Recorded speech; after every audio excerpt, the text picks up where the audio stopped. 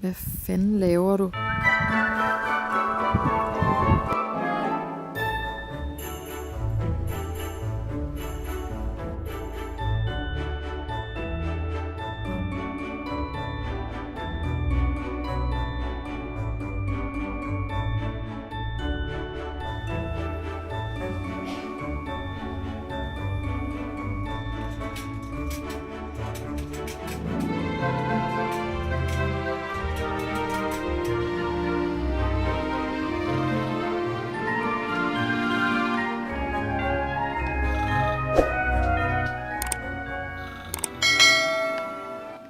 Hej til alle sammen, og glædelig 17. december må vi være nået til.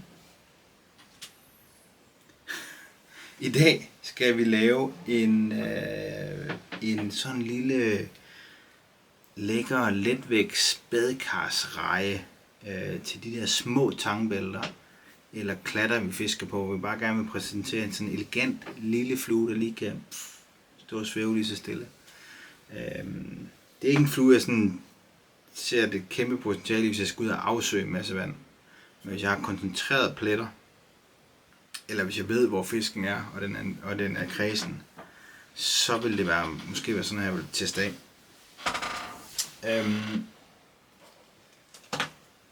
Det vi skal bruge,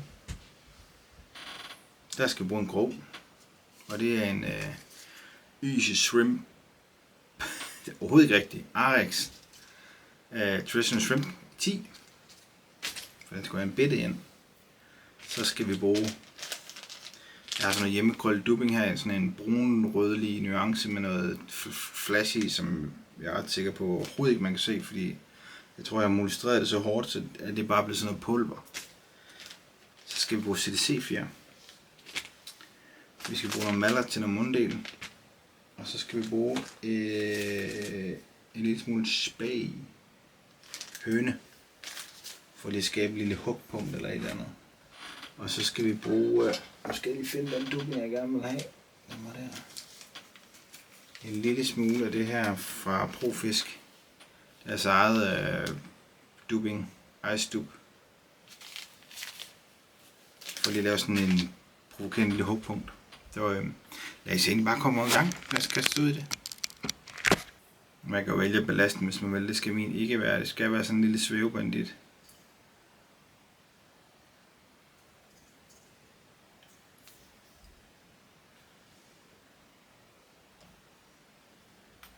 Der kommer altså mange saks, man kan få lægge det med sammen. Stadigvæk indliggende. Jeg starter med at tage min UV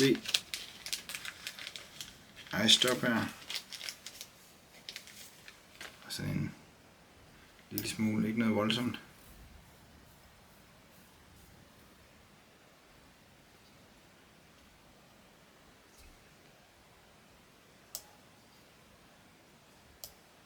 Det skal bare udfungere sådan lidt hugpunkt, lidt provokation, lidt kontrast.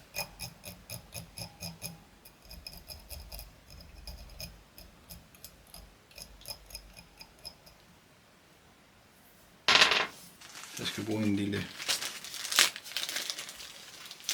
spægfjer.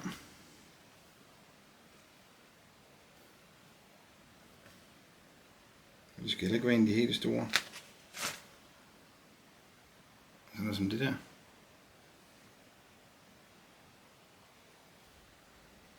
Der var altså 2. Piller lige bunden af.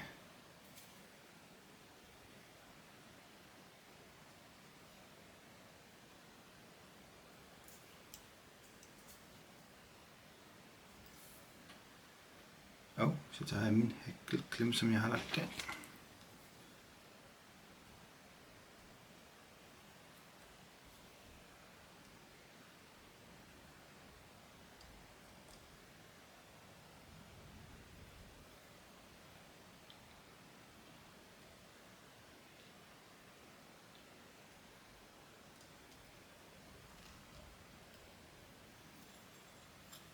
Det er så porøst lige her.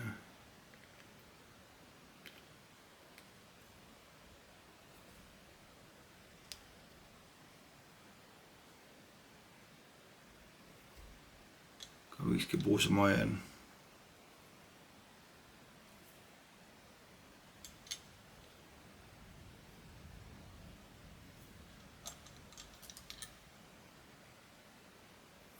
den perfekte verden, så har jeg ikke allerede lavet første fejl, men det går snilt på den her flue, selvom jeg har lavet en fejl, men jeg skulle bruge... Fuck. Ej. Jeg skulle have brugt en mallert fjer til at starte med.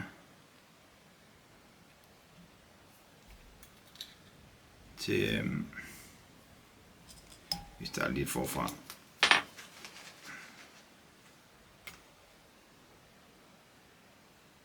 Så spiller vi en anden vej.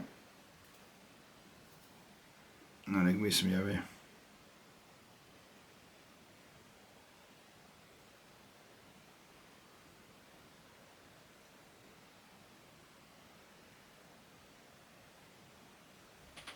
Så må vi håbe, det bliver et lidt stærkere resultat.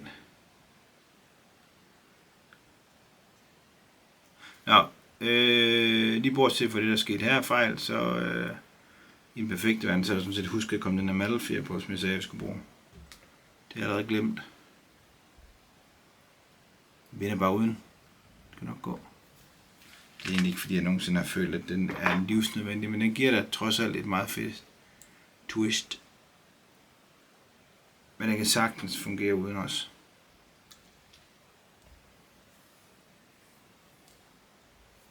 Det er faktisk ingen problem. Jeg binder ikke så tit egentlig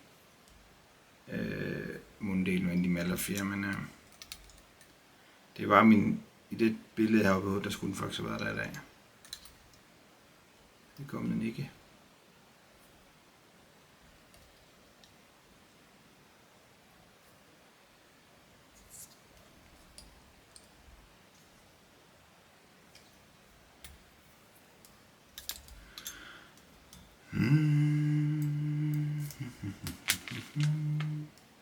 Elsker at binde rejer.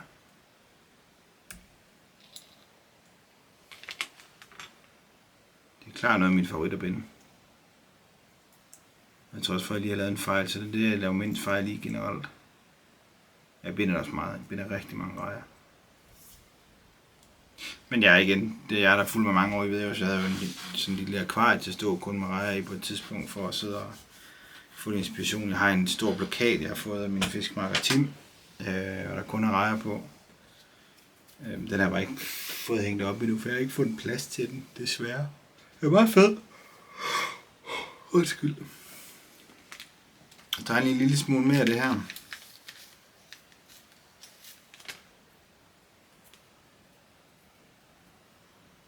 Ikke super meget. Det er bare lige for at lave en lille pude, som jeg altid fortæller om til mine Easy Shrimpwise, der kommer på nu.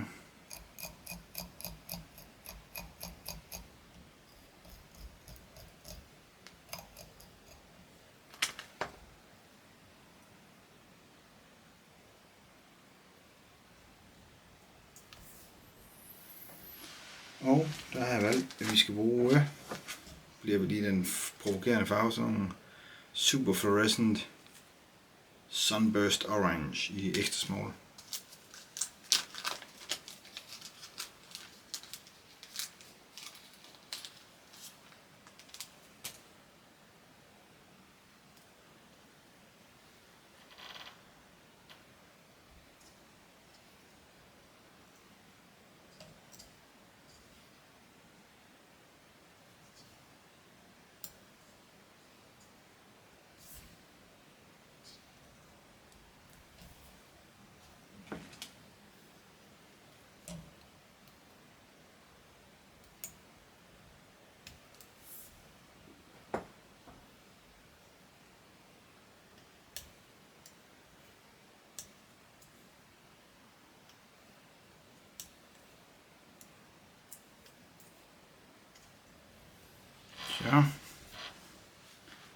Så tager vi en CDC-fjer.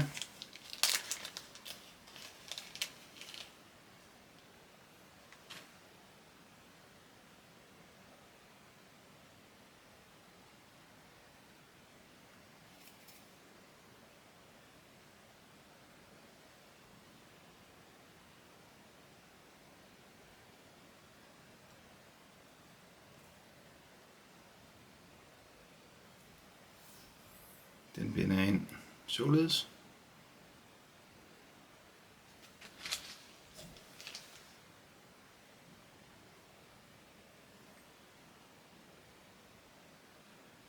Så lige overveje, om jeg har valgt den rigtige.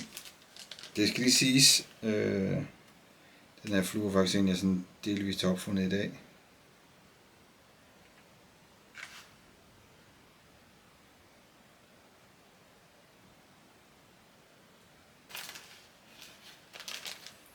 Jeg laver lige om, fordi den stamme her, den er ret stor. Det er ikke fordi jeg føler, at fjeren er sådan markant længere. Så vi tager bare lige her.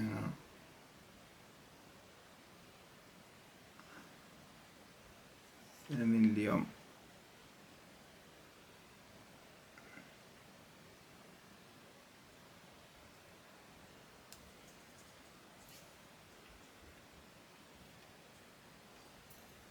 Sådan. Så tager vi den der dubbing, jeg har lavet, som jeg har lagt hvorhen der. Den er lidt mørke, brunrøde.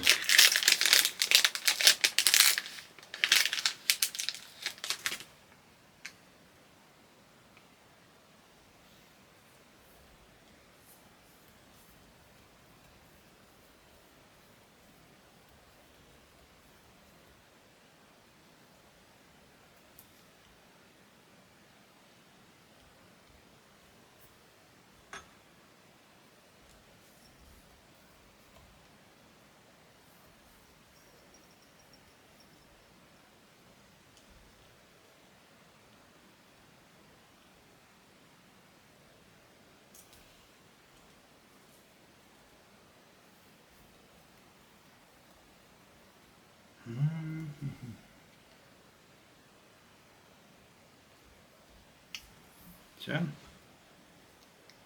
tager vi lige hækkelklemmen og fanger den der. Så bliver det også bare tørnet her.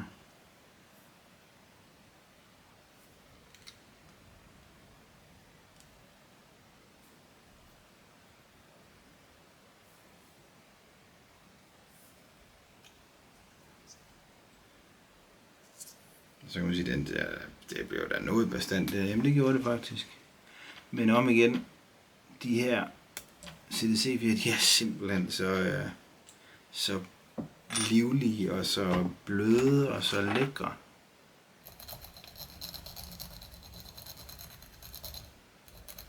Så den bliver faktisk meget mere levende og let, end man lige regner med.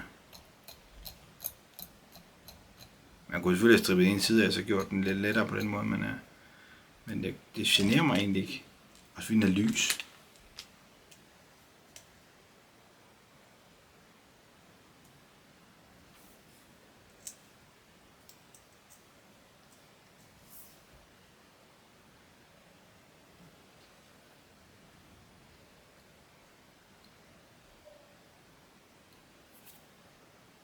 Sådan der. Og så skal vi prøve at lege det af. Så nu laver vi lige en hurtig afslutning. Og så ved jeg godt, at jeg har sagt røde fluer.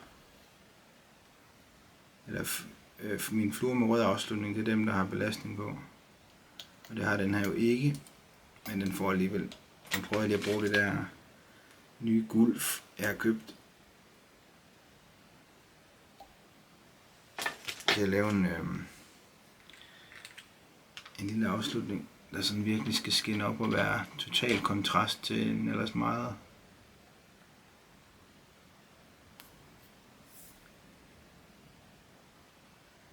mørk flue, eller sådan, ikke mørk, men sådan lidt død i farven flue.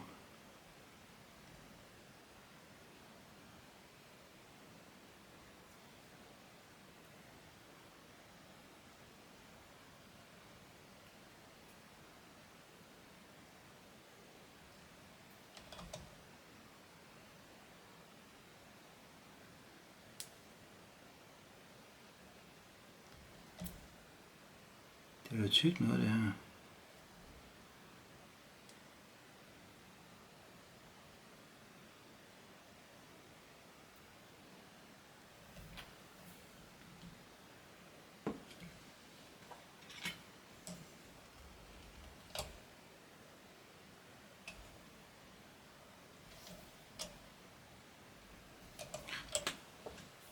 er måske den flotteste afslutning.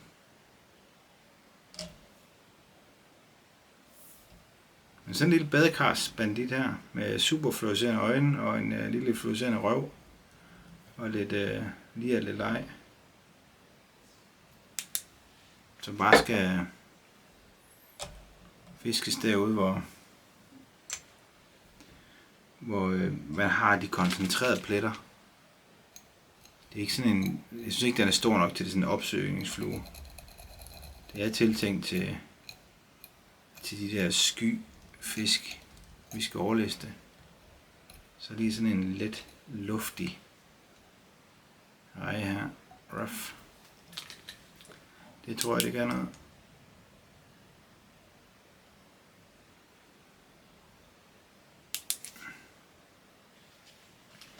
Fedt. Jamen det var dagens flue. Sådan en CDC reje her. Det tror jeg kunne være meget fræk. Jeg tror den bliver fræk. Jeg glæder mig faktisk til at komme og prøve.